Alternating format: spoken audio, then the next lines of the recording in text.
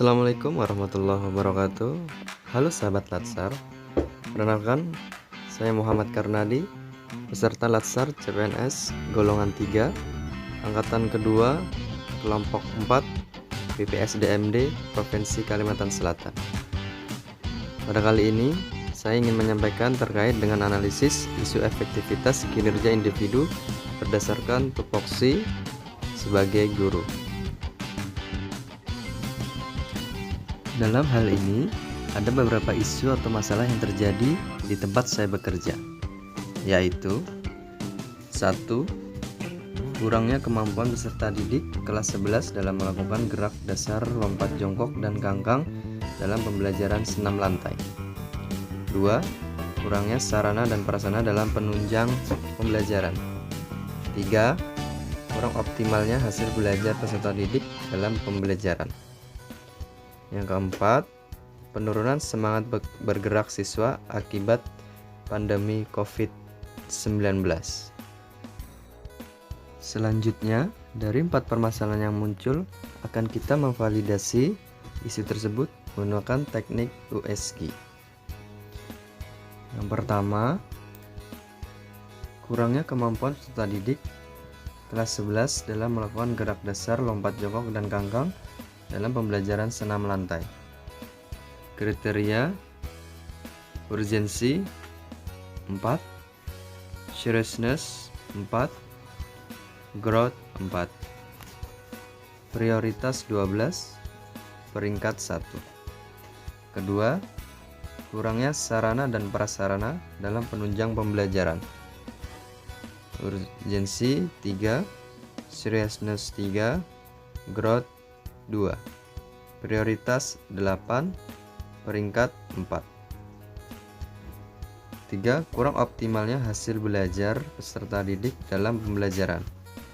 Urgensi 3, seriousness 3, growth 3, prioritas 9, peringkat 3. Penurunan semangat bergerak siswa akibat pandemi COVID. Urgensi 3, seriousness 4, growth 3, prioritas 10, peringkat 2. Dengan demikian, kasus atau masalah yang harus diselesaikan adalah kurangnya kemampuan peserta didik kelas 11 dalam melawan gerak dasar lompat jongkok dan ganggang dalam pembelajaran senam lantai. Setelah didapatkan isu atau masalah yang harus diselesaikan, kita akan menganalisis menggunakan metode Fishbone. Kurangnya kemampuan peserta didik kelas 11 dalam melakukan gerak dasar lompat jongkok dan ganggang dalam pembelajaran senam lantai dipengaruhi oleh beberapa hal, yaitu 1. Dari SDM atau sumber daya manusia, oleh siswa ataupun guru, yaitu kurangnya motivasi siswa pada materi gerak dasar lompat jongkok dan ganggang. Yang kedua, sarana dan prasarana. Kurangnya sarana dan prasarana sebagai penunjang pembelajaran sehingga pembelajaran tidak dapat dilakukan secara maksimal. Metode: penerapan metode yang kurang tepat sehingga pembelajaran tidak dapat dilakukan secara optimal. Yang terakhir adalah waktu.